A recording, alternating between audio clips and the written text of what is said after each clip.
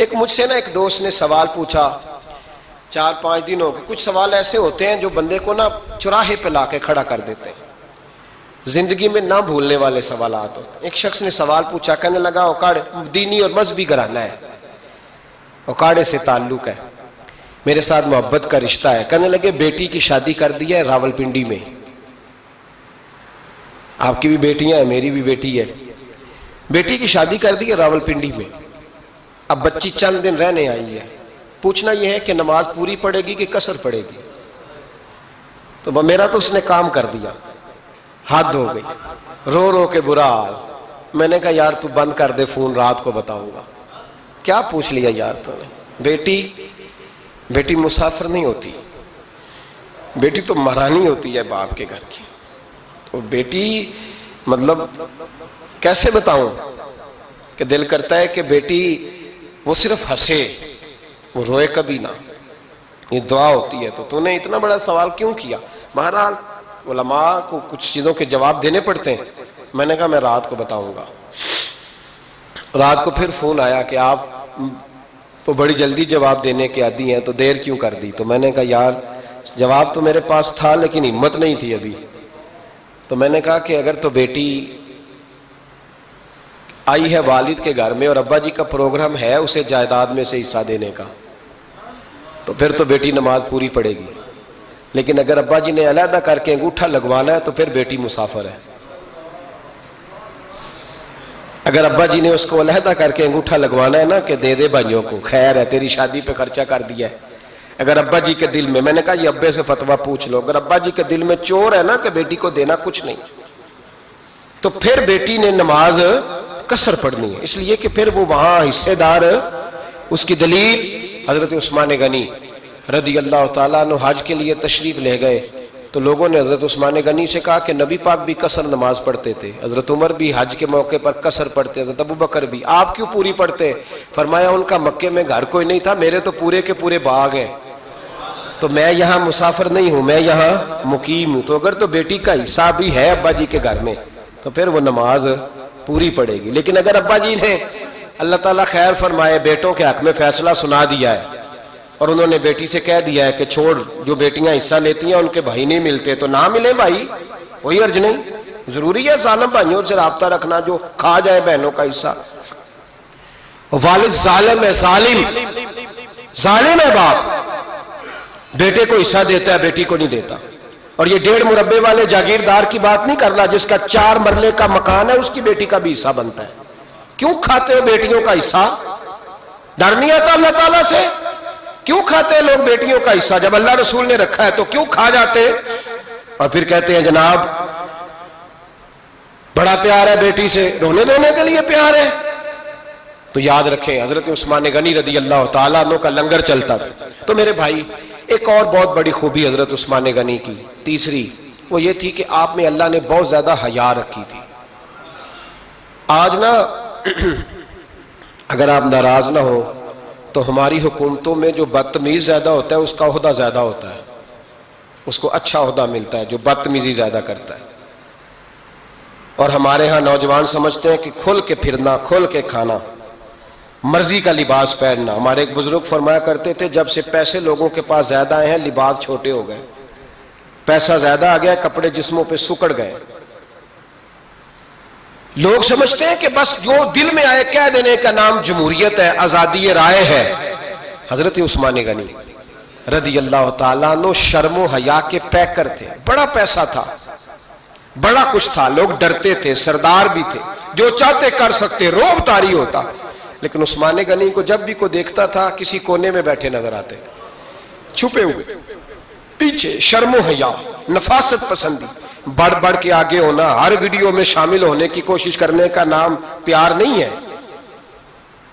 نفاست پسند جو لوگ ہوتے ہیں وہ اکثر چھپے ہوئے ہوتے ہیں, ان کا پتہ ہی نہیں ہوتا لوگوں کو کہ پیچھے دراصل ہے کون.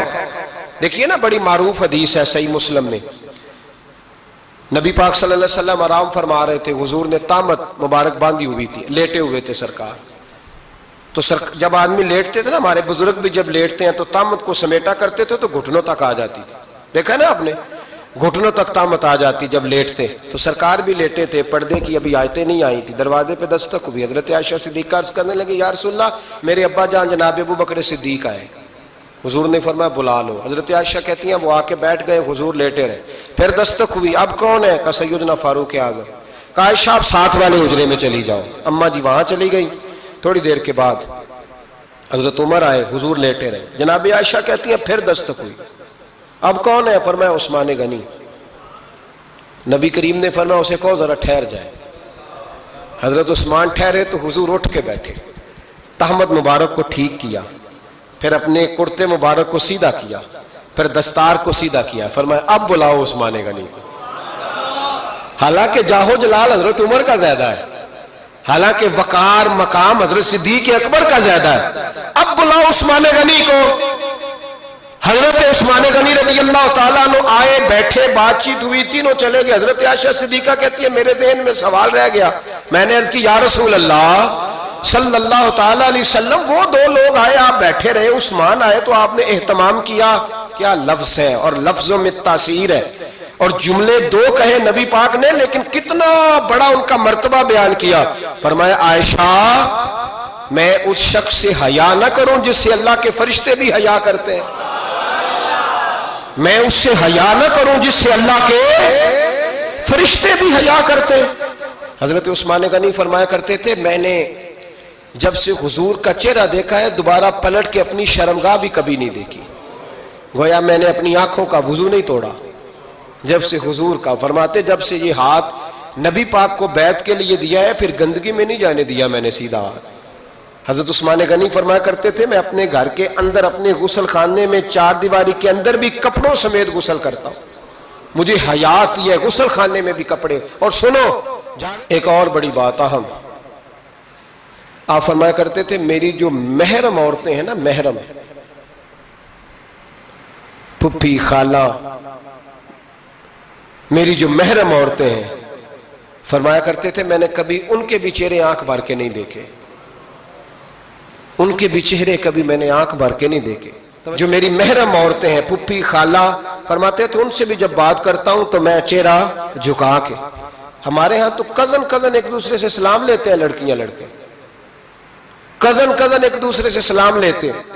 बच्चियां आया करती थी तो मेरी कभी कभी मुझे बताया जाता था, मैंने एक पाबंदी लगा दी, बच्चियां जब मदरसे में आती थी कि जिन आज जो दूर से बच्ची आए उसको जिस आदमी का नाम लिखा हो बताया जाए वही लेने आए। एक दिन मुझे इत्तला दी गई कि आप थोड़ी देर आए। मैं घर गया तो मुझे बतलाया गया कि एक बच्ची है तो उसको जो पहले लेने आता था वो नहीं आया, कोई और आया। मैंने उसके भाई को फोन किया कि आप लेने नहीं आए। कहने लगे ये कजन है हमारा, इसके साथ भेज दें, आप हमारा ही कजन है, खालाजाद है। मैंने कहा यार आप कहाँ हो? कहने लगे मुझे 20-25 मिनट लग जाएंगे। तो मैंने कहा अभी क्लासें भी जारी हैं तो आप ही आ जाना खुद ही। मैंने कहा सब आप भेज दें, मुझे एतबार है इस पे। मैंने उसको एक बात कही जो आपको भी कहता हूं, मैंने कहा यार तुम्हें एतबार है तो अल्लाह रसूल को एतबार क्यों नहीं? उन्होंने क्यों गैर महरम बनाया? अजीब तमाशा है। मुझे पुप्पी जात पे, खाला जात पे, मामू जात पर एतबार है, नबी पाक को क्यों नहीं? आपको ज्यादा प्यार है लोगों से या नबी पाक को उम्मत से ज्यादा प्यार है? क्या मतलब तमाशा है? क्या मिजाज बना लिया मैंने और आप? नबी पाक ने एक शख्स पर एतबार नहीं किया, पर मैं इससे पर्दा करो, आपने और मैंने कैसे कर लिया? नबी पाक ने खालाजात, पुप्पीजात, देवर पर, जेठ पर, साले पर, बहनोई पर एतबार नहीं किया, पाबंदी लगा दी। तूने कैसे किया? तुझे तेरे दिल में ज्यादा दर्द है, तू ज्यादा दीन को समझने लगा है, इंसानियत ज्यादा उछल आई है तेरे अंदर। एतबार क्या होता? याद रखना दुनिया में जितने घर तबाह हुए उन लोगों की वजह से नहीं हुए जिन पर एतबार नहीं था, उनकी वजह से हुए जिन पर एतबार था। घर का बेटी लंका ढाए, बाहर वाले आके कभी भी घर में कोई नकबजनी नहीं करते, जब भी करते हैं एतबार वाले करते। मेरे रसूल पाक अलैहिस्सलाम की वो अज़वाज जिन पर अल्लाह को इतना एतबार है कि रब कहता है मेरे महबूब की बीवियों तुम्हारी जैसी दुनिया में दूसरी है ही कोई नहीं, अल्लाह को इतना एतबार है। लेकिन एक नाबीना से आबी आए, تو حضور کی دو ازواج بیٹھی تھی، تو نبی پاک نے فرمایا پردہ کرو۔ یا رسول اللہ وہ تو نابینا ہے۔ فرمایا تمہیں تو نظر آ رہا ہے نا، تمہاری آنکھیں تو کھلی ہوئی ہیں۔ حضور کو اعتبار نہیں تھا، بس کر دیں۔ سب سے بڑا ظالم وہ ہے جو کہتا ہے مجھے بیٹی پہ اعتبار ہے، وہ ظالم ہے، وہ اپنی بیٹی کے ساتھ ظلم کر رہا ہے۔ جو کہتا ہے مجھے اعتبار ہے، کالج جا رہی ہے، یونیورسٹی جا رہی ہے، اکیلے آ جا رہی ہے، مجھے اعتبار ہے، یہ ظلم کر رہا ہے بچی کے ساتھ۔ وہ تو بچی ہے، اس کا تو ذہن کمزور ہے۔ ہو سکتا ہے صاف دل ہو، لیکن سامنے جو شیطان چوکوں میں گلیوں میں دائیں بائیں گھوم رہے ہیں وہ تو صاف دل نہیں ہے نا، وہ تو معصوم طبع نہیں ہے نا۔ تو بعض اوقات بڑے اچھے نفیس بچے بھی شیطانوں کا شکار ہو جاتے ہیں۔ خدا کا خوف کریں۔ حضرت عثمان غنی کی زندگی، حضرت عثمان فرماتے ہیں جو محرم عورتیں تھیں ان کی طرف بھی آنکھ بھر کے نہیں دیکھا، اس لیے کہ وہ خاتون ہے، میں مرد ہوں، میری حیا مانے۔ آج لوگوں کو شوق ہو گیا عورتوں کی مجلس میں دوڑ دوڑ کے جانا، وہاں بیٹھنا، وہاں وقت بتانا۔ پیرانے عظام کہتے ہیں کہ وہ درویشنیوں کے بیچ بیٹھے ہیں جی، باپ بیٹی ہوتے ہیں جی، مریدنی اور پیر۔ میں نے کہا کوئی نہیں ہوتے، اس رشتے پر استدلال ہے۔ اعلیٰ حضرت فرماتے ہیں واجب ہے پردہ پیر اور مریدنی کا، یہ پردہ واجب ہے۔ اگر کوئی شخص اس طرح بے پردہ بیعت لے گا، بیچ میں بیٹھے گا، تو اس کا تو مرید ہونا ویسے ہی حرام ہے، جائز ہی نہیں ہے۔ جو سارا دن تویز دھاگے کے لیے بیٹھا رہے اور بیویوں سے گفتگو کرتا رہے۔ خدا را حضرت عثمان غنی رضی اللہ تعالیٰ عنہ کی زندگی میں جو باتیں ہمیں بہت زیادہ ملتی ہیں، ان میں نفاست ہے، آپ کی حیا ہے، سخاوت ہے۔ ایک بات اور سن لیں، بڑا ستایا گیا حضرت عثمان غنی کو، پراپوگنڈے کیے گئے، آپ کے خلاف مہم چلی۔ عبداللہ ابن سبا نے بڑی مہم جوئی کی آپ کے خلاف۔ یہودیوں نے مسلمانوں کا روپ دھار کر بڑا آپ کو ستایا، تکلیفیں دیں۔ جی آپ اپنے رشتہ داروں کو بڑا دیتے ہیں، فرمایا کرتے تھے جیب سے دیتا ہوں، مال خزانہ سے نہیں دیتا۔ حضرت عثمان غنی رضی اللہ تعالیٰ عنہ کو بڑا ستایا گیا۔ یہ واحد خلفائے راشدین میں خلیفہ ہے جن کا 40 دن پانی بند کیا گیا، کھانا نہیں آنے دیا گیا۔ لیکن کمال ہستی حضرت عثمان غنی کی، مولا علی جیسے شیروں نے جا کے کہا آپ اشارہ کریں، یہ جو آپ کے خلاف نکلے ہوئے ہیں تو ایک تلوار سے مار دیے جائیں گے۔ تو حضرت سیدنا عثمان غنی فرمانے لگے میں وہ والا مینڈا نہیں بننا چاہتا جس کی وجہ سے مدینے کی گلیاں رنگین ہو جائیں۔ امن کا کہا آپ خلافت چھوڑ دیں۔ فرمایا حضور نے کہا تھا اللہ تمہیں ایک قمیض پہنائے گا، لوگ اتارنا چاہیں گے، تم نے اتارنی نہیں۔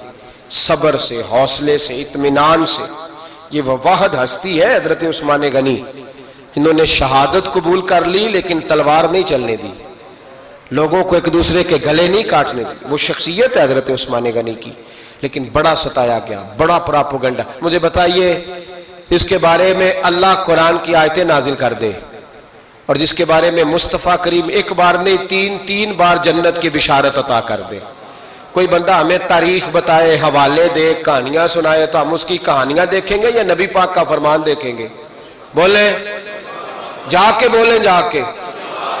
کسی کہانی پر کبھی بھی کان، بس ایک حدیث میں نے بڑی دفعہ سنائی ہے، پھر سناتا ہوں، ترمذی میں ہے، نبی پاک جنازگاہ تک گئے جنازہ پڑھنے، یا رسول اللہ فلاں آدمی انتقال کر گیا، جنازگاہ تک تشریف لے گئے جنازہ پڑھانے، لیکن جنازگاہ تک پہنچ کر محبوب نے فرمایا اس کا جنازہ نہیں پڑھانا۔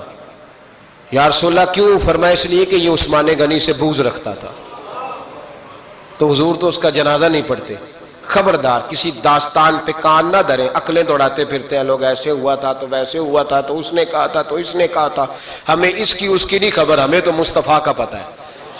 جو حضور نے جن کی شان بیان کر دی ان کی شان پر ہم کسی تاریخ کا حوالہ مزید ضرورت محسوس ہے، بس اپنی طبیعت میں سادگی اور صفائی پیدا کریں، سخاوت پیدا کریں، حیا پیدا کریں، یہ حسن ہے۔ اس حسن کو حضرت عثمان غنی نے تقسیم کیا ہے، اللہ سمجھنے کی توفیق عطا فرمائے۔ آخر دعوانا